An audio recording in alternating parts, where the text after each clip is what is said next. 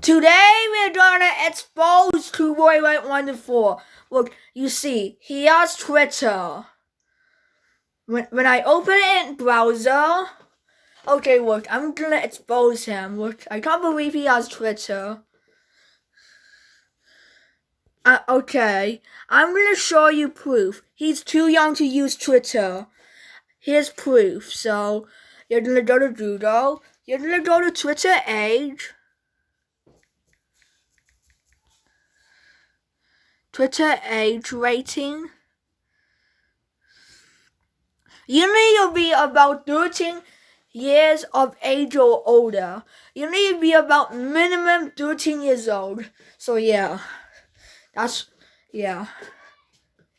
So yeah. Always remember to be older. He's only about 10 years old already. And I don't even use Twitter. I'm 11, so yeah, I don't use Twitter yet. So bye.